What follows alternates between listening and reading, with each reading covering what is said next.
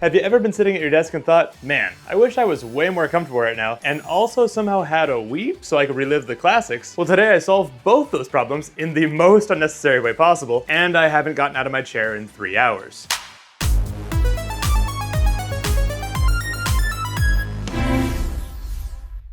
Real quick, if you're new here, hey, I'm Coulter. On this channel, we cover console mods, weird PC builds, and other generally janky tech projects. So if that sounds like you, be sure to subscribe down below so you don't miss future videos. So a few weeks ago, LiberNovo reached out to send me their new Omni Pro chair. And normally, when someone does a sponsored chair video, you'd expect them to sit in it, tell you how comfortable it is, how nice it makes their back feel, recline back, and that's basically the video, which is super boring. But the thing about this chair is it's not a static piece of furniture. It actually moves with you. There's an electric motor in the lumbar. The backrest has 60 precision joints. There's a battery in it. There's a fan in the seat. It's basically a whole gaming console worth of electronics in a chair. So I figured, if it already has electronics in it, what's a few more electronics?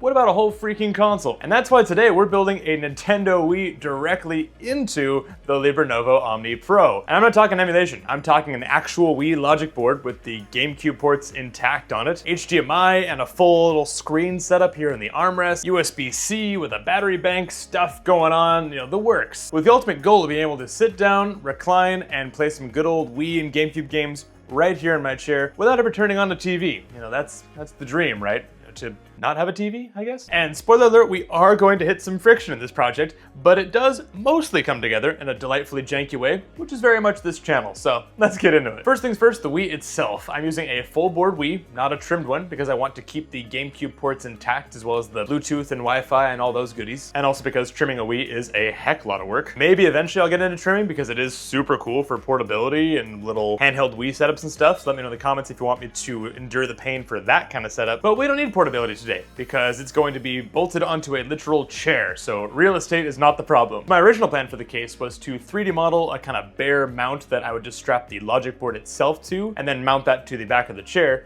which would be functional, but ugly, and then you also have to remember you gotta still strap a heatsink onto it somewhere, and you don't end up saving a ton of space unless you come up with an alternate cooling system. And if I'm gonna go through the trouble of building a chair Wii anyway, I might as well make this thing look cool. Instead, I went with this model from fellow YouTuber Blake 3D Cake called the Wii Cube, which I've had my eye on this for a while and was pumped to get to use it in this project. And it's basically a custom shell that completely changes the look of a stock Wii without requiring any Wii trimming or mods or anything. You just take the logic board out of your Wii, 3D print this super cool case with its included little mounting bracket it comes with, so you can actually screw the heatsink and the fan down to the mounting bracket, and that all becomes one contained unit. Super cool design choice, Blake. And then it's just 3 screws to stick the logic board into the shell itself using just self-drilling screws into the plastic. So super easy build, didn't need to do any heat set inserts or gluing or anything. It's all just friction fit, clip clamp done, so awesome job. And I love the colors that Blake chose in his video, so I stole those exactly. Printed it in orange. I had just enough orange filament available for this, with the black faceplate like he did, which I think looks super cool. Just the clean black and orange on this thing. And there's even this little jewel piece you can print for the top, which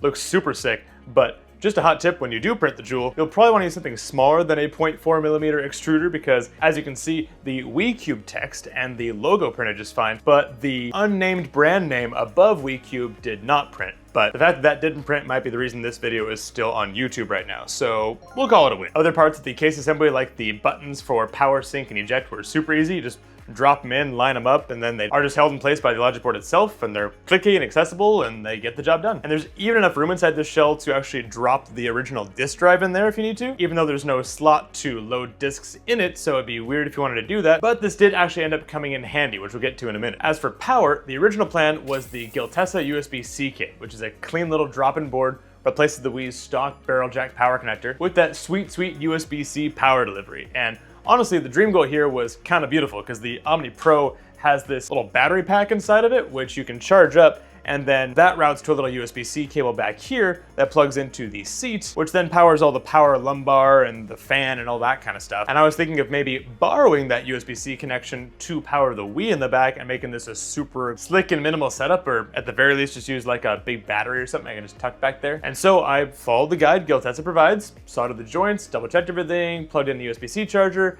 and got absolutely nothing. No status light, no nothing. Tried different USB-C chargers, tried a power bank, even went on Amazon and bought a Walt USB-C thing that specifically outputted 12 volts at 3 amps, just like it says it needs, but nothing. No matter how many laptop chargers I threw at this thing or whatever, it just didn't want to give me anything. And I was starting to worry that I even cooked the Wii board somehow, even though it was a pretty precision little soldering job. And at this point I figured I had two options. I could either desolder the whole mod and start over, at the very least to test that the Guild Testa board was still working, or put the original Nintendo barrel jack connector back in place so I could move on and finish this build before my self-imposed deadline. And yeah, given the deadline situation, I decided to A, make sure I hadn't cooked this board, and B, start seeing life in this thing again. And sure enough, yeah, soldered the Wii connector back in and boom, status light, totally fine. So I guess no USB-C fun today, but I do really want to play with that USB-C mod for the Wii. And in the guide for the power connector, it actually recommends a very specific IKEA power adapter as the known good option that delivers the right PD and all that kind of stuff. So I guess whenever I do end up using that mod in the future, I'm going to IKEA. Last thing on the Wii itself, I didn't have time to jailbreak it before the Wii deadline,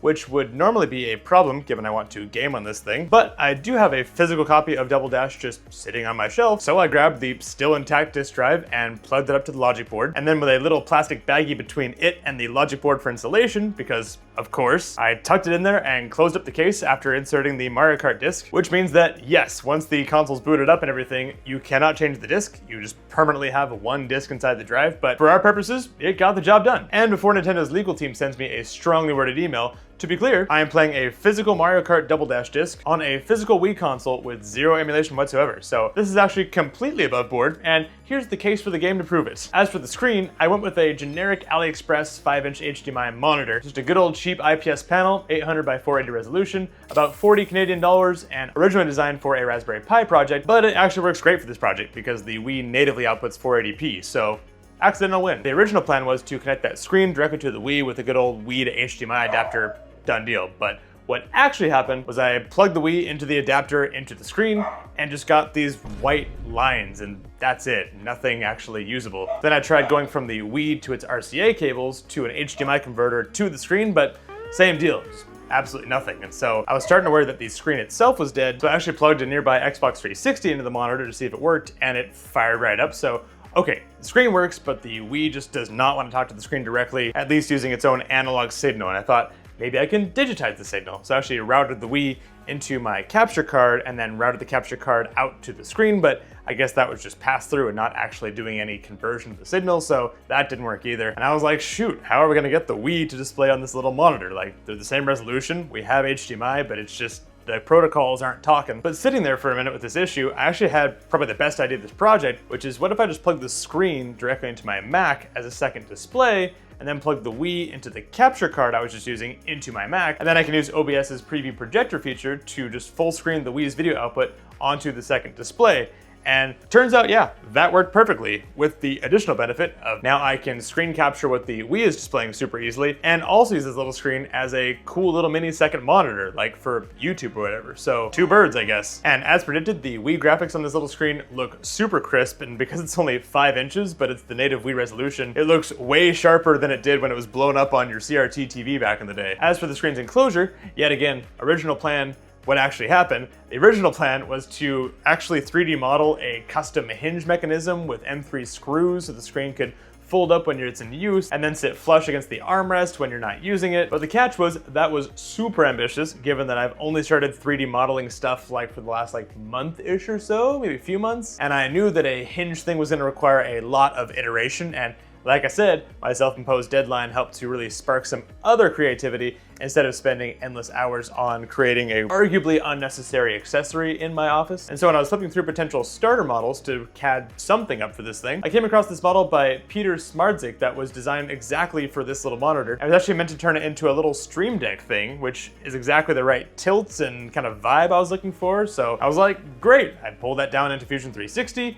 embossed a little Wii logo on the back to make it look way more legit, slotted some holes along the bottom for reasons that'll become clear very shortly, and sent it off to the printer. But the one catch was that once it printed, my screen apparently has a headphone jack that Peter's version didn't account for. And so that was no problem that the drill could not solve. I drilled out enough plastic so that the screen would sit flush on there, and then also drilled out the holes a bit more so that way these screws could pass through, as well as the receiving inserts so that the heat sets would be able to actually sink in there properly. And after it was all assembled, this thing actually came out looking pretty premium. I was honestly surprised. Quick aside, if you're new here and you're enjoying watching me bolt things to things that they probably shouldn't be bolted to, then maybe go ahead and hit the subscribe button. Apparently a lot of you watch without subscribing, but it really does help out the channel and I super appreciate it in advance. Now before we move on, here's where I should probably introduce the chair this is all bolted to. Like I said, this is the LiberNovo Omni Pro, their flagship dynamic ergonomic chair, and the word dynamic is doing a lot of work here because the ergonomic chairs you adjust once when you assemble them and then fight with them the rest of their lives. That is not what the Omni Pro is. A dynamic support system with 4 synchronized mechanisms that all move with you in real time. So when I lean forward to solder, the lumbar follows me. But when I recline back to play Mario Kart, the seat tilts and the backrest recontours. And I'm not pulling levers, it just adjusts. Pro also has a few other things you don't normally see in a chair, such as, like I said, the electric motor that fine-tunes the lumbar curve at the press of a button. It's honestly super nice. The lumbar just comes to meet you where you want it to, like you would in a fancy car, which is super nice. And there's also a 5-minute spinal decompression mode called Omni Stretch, and I've hit it a few times during long coding sessions at my dev job, and it's generally quite a game changer to just hit that little mental body break after you're kind of stressed out pushing too many PRs in the same hour. It might sound a little gimmicky on paper, but honestly, it feels very legit in practice. I am quite a fan of it. There's even an active airflow fan in the seat that runs off of the built-in battery, which can actually pull air through the cushion while you sit, which is super nice for those long coding sessions or whatever you do. And the whole thing is wrapped in Danish Gabriel Atlantic fabric on a high-grade aluminum alloy base. So translation, it feels and is very premium. I've personally been sitting in this thing for my 8-hour workday at my dev job, and my lower back and my butt are noticeably less wrecked at the end of the day. If you want to check it out, check out the link in the description as they sell direct on LiberNovo.com, and they're also on Amazon. So thanks so much to LiberNovo for sponsoring this video, and now back to the Wii chairification thing. So as far as mounting the screen to the armrest, the original plan was to create kind of a clamp mount thing that would suction around it and kind of add a bit of bulk, but the Omni Pro's armrest ended up being a little bit oblong, especially given it has the control panel for all the fancy features. And the clamp mount would have added even more bulk than I envisioned, and I decided to pivot to a very Coulter Peterson channel solution. This is a channel that prioritizes things that are simple and effective. And what's more simple and effective than a good old zip tie, no? So with those 2 pass-through holes I added earlier in Fusion 360, passed the zip ties through no problem, and we were mounted in 10 seconds, so sometimes the dumb solution is the right solution. As for mounting the Wii Cube to the chair itself, this is actually the part I was most worried about because I did not want to drill into an $800-ish chair, see their website for actual pricing, and I also don't want the Wii to come crashing down to its death. So my plan was to design a custom handle that wraps around the chair's structural backbone and then connect to the Wii Cube via heatset M3 inserts in the bottom of the case. But the first problem is that although I added mounting holes to the bottom of the Wii Cube so that there would be space for the heatset inserts to seek into and have some more plastic around them, I either didn't make the holes big enough or I just didn't align them properly before sinking them in, because once those were in there, they were filled with plastic and there was no using them. Totally useless. But drill to the rescue again. I just drilled out 2 slightly larger holes nearby and was able to put the inserts in those, and they were nice and secure and worked perfectly. So the beauty of working with plastic. So to go with those holes, I catted up a custom handle in Fusion 360 with just enough internal dimension to wrap around the main back bar of the chair with 2 M3 pass-through screws that thread into the Wii Cube and clamp the whole thing in place with 0 permanent modification to the chair, which was of course the goal. As expected, the handle did bend around a little bit and I did lean on the length of the screws to account for some fluctuations in, I don't know, my measurements or gravity or whatever, but it held and didn't wobble that much and did not fall to its doom, so I'm satisfied. But then it was finally time to boot it up, plug the Wii into the Mac, plug the screen into the Mac, grab a controller and actually use this thing. As for how comfortable it'll be while we're playing, the Omni Pro actually has 5 preset recline positions and pretty much all of them are about to come into play. Each one has its own slightly dramatic LiberNovo name. We've got 105-degree deep focus, 115-degree balance mode, 125-degree solo work, 135-degree soft recline, and 160-degree spine flow. Honestly, sounds like a yoga treat, but functionally, you just click between them with the little lever on the side and it's super easy. No annoying reaching or levers or whatever. So with my recline position set, I was all ready to start gaming, and then I realized, oh yeah, the GameCube controller cannot control the Wii menu, and I forgot a very critical thing, the sensor bar. Yet again, the original plan was to either just grab some infrared LEDs and stick them into the top of the bezel of the housing and then power them off a USB, or just cannibalize a sensor bar in some way into the shell. But the reality was I full tilt forgot. But thankfully, this was not a problem that some good old Scotch tape couldn't fix. So I just taped a regular old sensor bar to the top of the housing and we were back in business. Moving on. But finally, With all that done, we're finally able to browse about, fire up Mario Kart Double Dash, grab our appropriately colored orange GameCube controller, tilt the chair back to a comfortable solo work mode, and finally we were off and gaming and playing some good old Double Dash 150cc, and I didn't realize how much the newer games have really altered my Double Dash skills because, wow, the physics for Mario Kart have changed since then, so it felt super slippery, and I was honestly having a pretty terrible run, but it's just such a good game, and I would gladly regrow those muscles again if, you know, friends wanted to play it with me, but I guess that means I have to have people over to my house. I actually didn't think my controller was working at first. I was like, what the heck, it should all be working, like this is an actual Wii. And then I remembered, oh yeah, this isn't a GameCube, it's still a Wii, and I'd put my controller into what looks to me like port 1, but it's actually port 4 because the Wii had it 1 to 4 going the other way, so I just put it into what looks like port 4, but it's actually port 1, and then it worked fine. So minor downfall of the Wii Cube design, I suppose. But yeah, between my cute little super crisp Mario Kart Double Dash gameplay, coupled with this super comfy chair with the dynamic support system all keeping my lumbar locked in, and the airflow ventilation keeping me from being too much of a sweaty gamer, before I knew it, I was notching back to a farther back position and just really kicking back and enjoying this weird little experience I created. Now look, was this whole project necessary? Obviously not, but did it work? Yes. Did almost every single phase of the project require some kind of pivot from the original plan? Also yes. I had to fall back to the stock Wii power connector, pivot the entire screen setup to a Mac OBS workflow, use someone else's model for the screen, drill a lot of things out that I shouldn't have had to drill, tape the sensor bar to the top, and at the end of all that rainbow, I have a working Wii bolted to a chair that looks like a GameCube, and I can play on a tiny screen that takes up arm space on my left arm. Janky, but functional, so pretty on brand. But I guess the actual moral of the story is that, yes, this is a sponsored video, but this is honestly just a really sick chair. The ergonomics are on point, my back feels a lot more relieved. As spring is getting hotter, the airflow has helped keeping me cooler, which is much appreciated. And I've been surprised at how much I've been kicking my legs up on the leg rest and then going back to a fairly reclined position. It's been a pretty sick way to work, honestly. So would I recommend bolting a Wii to your LiberNovo chair? Look, I did it, so maybe I'm not the right person to ask, but would I recommend the chair on its own?